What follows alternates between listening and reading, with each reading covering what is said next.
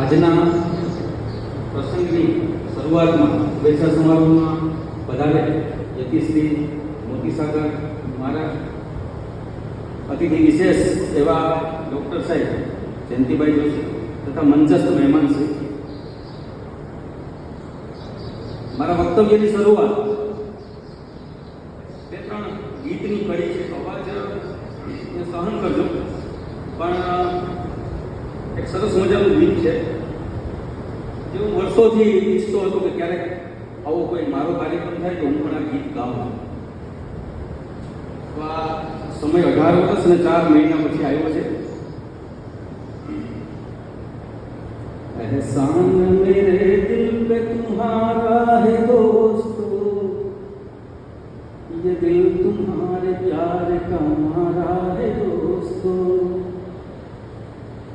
एहसान मेरे दिल पे तुम्हारा है दोस्तों, ये दिल तुम्हारे प्यार का मारा है दोस्तों. बनता है मेरा काम तुम्हारे ही काम से, होता है मेरा नाम तुम्हारे ही नाम से. तुम जैसे मेहरबान का सहारा है दोस्तों, जैसे मेहरबान का सहारा है दोस्तों, ये दिल तुम्हारे प्यार का मारा है दोस्तों. यारों ने मेरे वास्ते क्या कुछ नहीं किया, 100 बार शुक्रिया, अरे 100 बार शुक्रिया. हर पल तुम्हारे साथ गुजारा है दोस्तों, हर पल तुम्हारे साथ गुजारा है दोस्तों, ये दिल तुम्हारे प्यार का मारा है दोस्तों.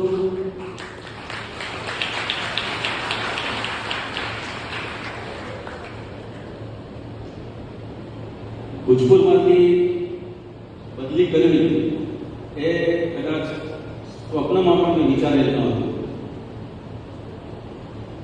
અને વિચાર ન આવવાનું કારણ મને અહીંની તમામ પરિસ્થિતિઓ છે એ અનુકૂળ, એટલે મને ક્યારેય આવો વિચાર નથી આવ્યો. 2 થી 3 વખત એવું થયેલું બદલી માટે, પણ મેં ક્યારેય બદલી માટેનો વિચાર કરેલો નહીં. અને બદલી કરવા પાછળની મારી અત્યારે હાલની જે પરિસ્થિતિ છે, માતા પિતાને કારણસર જ મારે ત્યાં જવું પડે છે. બાકી આ ગામને છોડવાનો ક્યારેય વિચાર મેં નથી કર્યો. જેમ ચાર્લ્સ ડાર્વિનનો સિદ્ધાંત છે કે પ્રતિકૂળ સંજોગોમાં પણ જે અનુકૂળ થાય એ જ પોતાનું અસ્તિત્વ ટકાવી શકે, એવી રીતના જ્યારે સૌરાષ્ટ્રમાંથી કચ્છની અંદર આ પરિસ્થિતિમાંથી એમ રહેવું અને પોતાનું અસ્તિત્વ કેમ ટકાવી રાખવું, એ ધીમે ધીમે ધીમે મને અહીંયાથી ઘણું શીખવા મળ્યું.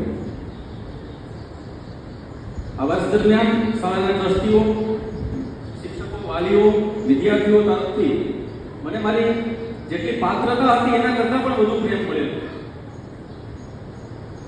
શાળાની અંદર ગામના જે રાજકીય આગેવાનો છે, ગામના સરપંચ મહેન્દ્રભાઈ ગઢવીથી લઈ મેઘરાજભાઈ, હાલ લક્ષ્મીબેન સુધી પંચાયતની ટીમે પણ ખૂબ સહકાર આપ્યો છે.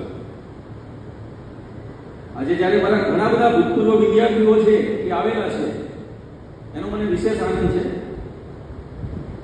મારા સતત સંપર્કમાં રહી તેઓએ મારી ઘણી બધી સમસ્યાઓ છે એને સોલ્વ કરવા માટે તે હંમેશા તત્પર રહ્યા છે. વિવિધ શાળાના આચાર્યશ્રીઓ આવેલા છે, શિક્ષકો આવેલો છે. આ બધા સાથે પણ ખૂબ સંકલનમાં રહી અને કોઈ પણ કાર્યક્રમ હોય કે કોઈ પણ સમસ્યા હોય એ બધાનો અદ્ભુત સહકાર છે મને મળેલો છે. અને કચ્છ જિલ્લાની અંદર ક્યાંક રેર જોવા મળે એવો આ સ્ટાફ છે એ મને અહીંયા મળેલો છે. આ માત્ર કહેવા ખાતર હું નથી કહેતો, કેમ કે વર્ષોથી અમે જ્યારે રહ્યા છીએ ત્યારે કોઈ પણ ચેલેન્જ હોય એની અંદર અમે ક્યારેય પીછેહટ નથી કરી, અને અમારી જે ટીમ છે એ પૂરેપૂરું ટીમ વર્કથી કામ કર્યું છે. ત્યારે અમારા વચ્ચે કોઈ દિવસ એવો કોઈ મતભેદ કે મતભેદ નથી થયો, કેમ કે લાંબા સમય સુધી નોકરી કરવી એ ખૂબ અઘરી છે. કારણ કે અમારે ટ્રસ્ટની અંદર આ બધો ઓછો અવકાશ હોય છે. આજે રાષ્ટ્રીય શૈક્ષિક મહાસંઘની ટીમ અહીંયા આવી છે ત્યારે મને જિલ્લાની મંત્રીની જવાબદારી આપનાર મારા મોટા ભાઈ જેમ મુરજીભાઈ ગઢવી, અલ્પેશભાઈ, નયનભાઈ, આ બધા ભેગો રહીને પણ મને શિક્ષકની સમસ્યાઓ કેવી રીતે ઉકેલવી અને એ પણ આપણી જવાબદારી છે.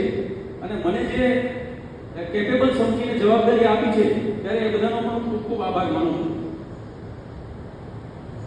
ત્યારબાદ મારી અંદર જે સંઘની વિચારધારાના બીજ રોપનાર હતા તે અત્યારે તો છે નહીં, પણ જિલ્લા પંચાયતના સભ્ય મહેન્દ્રભાઈના પિતાશ્રી સ્વ નારાયણભાઈ છે. એને સૌ પ્રથમ મને શાખાની અંદર બોલાવવા વાળા એ સ્વ નારાયણભાઈ. નારાયણ બાપાએ ધીમે ધીમે ધીમે એની સાથે પછી અત્યારે નાયબ મામલતદાર વિશ્રામભાઈ છે. આ બંને થઈ અને મને ધીમે ધીમે શાખાની અંદર આવતો કર્યો.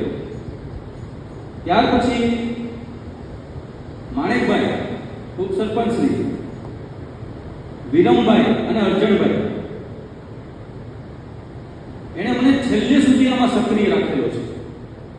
કોઈ પણ કાર્યક્રમ હોય, સંઘના કોઈ પણ કાર્યક્રમ હોય એની અંદર મને હંમેશા સક્રિય રાખેલો છે. માણેકભાઈ, વિરમભાઈ અને અર્જણભાઈ તથા બીજા પણ ઘણા બધા સંઘના કાર્યક્રમ મિત્રો છે. કારણ કે એમની પાસેથી મને જે શિસ્ત છે અને જવાબદારીની જે સમજ છે એ આ મિત્રો પાસેથી મળેલી છે. કોઈ અન્ય વાત કરીશ તો સમાજના સુધારક એટલે શિક્ષક. જેમ જાગતો સૈનિક દેશની સેવા કરે છે એમ જાગતો શિક્ષક છે આ સમાજની સેવા કરે છે, એક સારા સમાજનું નિર્માણ કરે છે. અને શિક્ષકની નોકરી માત્ર જીવન નિર્વાહ કરવા માટે નથી હોતી. શિક્ષકની નોકરી જે છે એ જીવનની સાર્થકતા માટે જરૂરી છે. શિક્ષક કોઈ પણ વિદ્યાર્થીને મોટિવેટ કરે છે. એક નાનકડો એવો પ્રસંગ કહીશ, ખૂબ શરૂઆતમાં મને રમૂજી લાગેલા પ્રસંગ. ઘણા બધા વર્ષો પહેલા એક મારો વિદ્યાર્થી હતો, એને મને પ્રાર્થના સભાની અંદર એવું કહેલું કે સર, તમે ગણિત અને વિજ્ઞાન આટલું સરસ ભણાવો છો તો તમે સાયન્ટિસ્ટ કે ડોક્ટર કેમ ન બન્યા? એટલે મને થોડીક વાર હસવું આવ્યું એના ઉપર. પછી મેં થોડુંક વિચાર્યું કે આ વિદ્યાર્થી મારા વિશે શું વિચારે છે, એની વિચારવાનું લેવલ મારું કેટલું બધું મારા પ્રત્યેનું ઊંચું હશે. ત્યારે બધાની વચ્ચે મેં એને કીધું કે તું જે મને ધારે છે ને એ એક સમયે હું ન હતો. મારા બીએસસી ના પ્રથમ વર્ષની અંદર હું માંડ પાસ થયો અને મારું જે કેમેસ્ટ્રીનું પેપર હતું એ પેપર જ્યારે મારું નબળું ગયું ત્યારે પૂરી રાત હું જાગેલો અને સવાર સુધી એક જ પ્રાર્થના કરેલી, કેમ કે બહાર ભણવા પહેલી વખત માતા પિતાએ મૂકેલો અને પૂરું વર્ષ ક્રિકેટ રમેલો. અને જ્યારે પેપર નબળું ગયું ત્યારે ખબર પડી કે હું નપાસ થવાનો છું. તો આખી રાત હું જાગેલો. સવારે મારો એક મિત્ર છે, આની અંદર કેટલા બધા ભાવ છે ને આ જે આ પ્રસંગ છે એમાં આવી જાય છે. મિત્ર તરીકેના ડર, પરીક્ષાનો ભય, એટલા માટે આ પ્રસંગ હું લઉં છું. તો સવારે મારા મિત્રએ મને કીધું કે શું છે? મેં કીધું હું હવે પેપર નહીં આપી શકી છે. તો એણે મારો ડર દૂર કરી અને મને કીધું કે તું બીજું પેપર આપ. પછી મેં પરીક્ષા આપી અને ઈશ્વર પાસે એક જ પ્રાર્થના કરેલી કે મને એક ચાન્સ આપી દો. હવે પછી આવી પરિસ્થિતિનું હું ક્યારેય નિર્માણ નહીં થવા દઉં. અને ખરેખર મને ત્યારે કુદરતે ચાન્સ આપ્યો અને હું પ્રોફેસરની જે મહેરબાની હોય અને પાસ પણ થઈ ગયો. ત્યાર પછી ક્યારેય પણ અને જે વિષયની અંદર મારે પાસ થવાની તકલીફ હતી એ જ વિષયની અંદર મેં મારું માસ્ટર છે એ પૂર્ણ કરેલું. એટલે એ વિદ્યાર્થીને મેં એ જ કીધું છે કે ખરેખર આવી પરિસ્થિતિઓ તમારી સામે આવશે, જે અત્યારે શોર્ટકટ અપનાવે છે છોકરાઓ. તો એક આ પ્રસંગ હતો. આજે ભ્રષ્ટાચારી, ગુનાખોરી આવી બધી વસ્તુ થાય છે, એની અંદર ક્યાંક ને ક્યાંક શિક્ષણની જ કચાશ રહેલી છે. તો જ આવી ઘટનાઓ છે એ જે તે જગ્યાએ થતી હોય છે. છેલ્લી એક સ્ટોરી કહીને મારી વાતને વિરામ આપીશ. એક દિવસ એક સ્કૂલની અંદર પ્રવાસ થાય છે અને પ્રવાસની અંદર વિદ્યાર્થી અને એક શિક્ષક, થોડા વિદ્યાર્થી છે, શિક્ષક છે, એક પર્વત ઉપર જઈ રહ્યા છે. ઘણા બધા વિદ્યાર્થીઓ આગળ પર્વત ઉપર જાય છે, એક વિદ્યાર્થી થોડું પાછળ લઈ ગયા છે, એની સાથે શિક્ષક છે એ રહે છે. તો વચ્ચે એક પથ્થર આવે છે અને એ પથ્થર એવો છે કે એમાંથી ધ્યાનથી નીકળવું પડે. તો શિક્ષક તો નીકળી ગયા, પણ વિદ્યાર્થી જ્યારે નીકળવા ગયો ત્યારે એને થોડું ઘૂંટણમાં વાગી ગયું તો એનાથી જોરથી ચીસ નીકળી ગઈ, અને જ્યારે ચીસ નીકળે છે ત્યારે પડઘા સ્વરૂપે પાછો એનો અવાજ છે એ સંભળાય છે. તો આ બાળકે ક્યારે એનો પડઘો સાંભળેલો ન હતો એટલે એ ગભરાઈ ગયો, અને તરત જ શિક્ષક થોડાક આગળ હતા એટલે એને કીધું કોણ છે તું? ફરી પાછો પડઘા સ્વરૂપે અવાજ આવ્યો કે કોણ છે તું? એટલે વધારે ગુસ્સે થઈ જાય છે. ત્યારે શિક્ષક પણ આખી પરિસ્થિતિ ઓળખી જાય છે અને વિદ્યાર્થી પાસે આવી અને કહે છે કે તું થોડીક શાંતિ રાખે. તો એ કે ના, અહીંયા કોઈ છે આજુબાજુમાં એમ. તો ત્યારે એ વિદ્યાર્થીને શિક્ષક કહે છે કે તું એક કામ કર, તું એક વાક્ય બોલ જોરથી કે હું ખૂબ ખુશ છું. વિદ્યાર્થી બોલે છે ત્યારે એ જ પડઘા સ્વરૂપે પાછો એનો અવાજ છે એ સંભળાય છે. તો વિદ્યાર્થી જે ગુસ્સામાં હતો એનો ચહેરો ખીલી ગયો. તરત જ શિક્ષક એને કહે છે કે તું જેવી વાણી અને જેવું વર્તન છે એ આ સમાજને આપીશ એવું જ તને મળશે સામે. જો તું ગુસ્સા સ્વરૂપે બીજાની સાથે વ્યવહાર કરીશ તો એવું જ તને વ્યવહાર છે સામેથી મળશે. એટલે વાણી અને વર્તન છે એ કોઈના પણ માટે, માત્ર શિક્ષક માટે જ નહીં પણ દરેક માટે ખૂબ જરૂરી છે. અને છેલ્લે આ કાર્યક્રમને સફળ બનાવવા માટે ખૂબ ભગીરથ ફાળો આપનાર એવા મારા મિત્ર મુરજીભાઈ, શાળા પરિવાર, મારા ભૂતપૂર્વ વિદ્યાર્થીઓ, મંચસ્થ મહેમાનો, સૌનો ખૂબ ખૂબ આભાર. થેન્ક યુ અને નમસ્કાર.